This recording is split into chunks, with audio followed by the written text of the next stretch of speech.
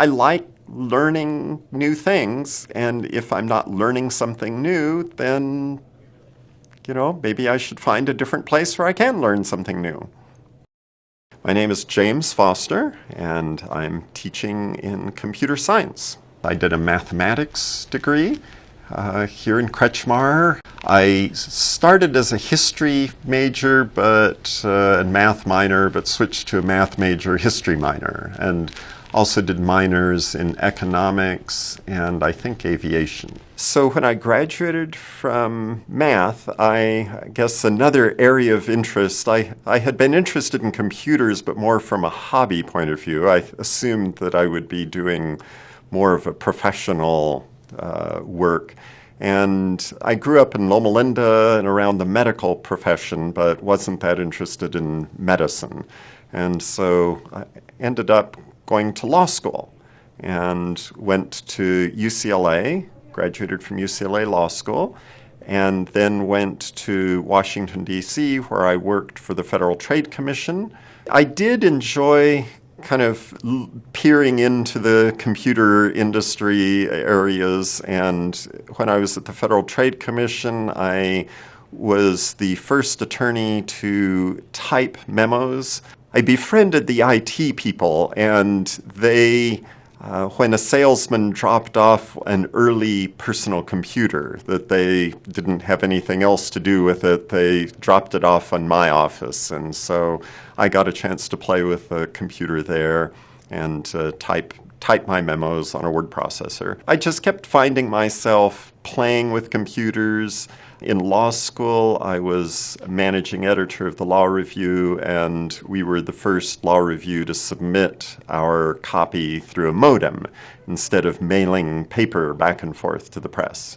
So I did find ways to play with computers wherever I was. Finally, my roommate here from Walla Walla, who was working for a software company, said, "Anytime you want to come program full-time, we'll have a place for you." Once the kids were away at college or out of the house, and I had a little bit of spare time and got a little restless, I decided to take some classes at the State University. And so I took some programming classes and completed a master's in computer science. And then after a few years and getting restless again, I signed up for an MBA program through Southern. They have an online MBA program, Southern Adventist University. So that gave me the graduate degree that the accrediting bodies look for if you're going to teach at an undergraduate level or something like that. So I went back to school and did some classes part-time. I had always been interested in teaching, but and had interviewed a couple times now and then, but had finally the opportunity arose and they had an opening and I had an interest, and so I said, I'd like to come. I do enjoy working with people. I enjoy explaining things, and I enjoy learning things. And so teaching is a great way to learn things. So I'm learning new things constantly. And then I enjoy being around an academic environment.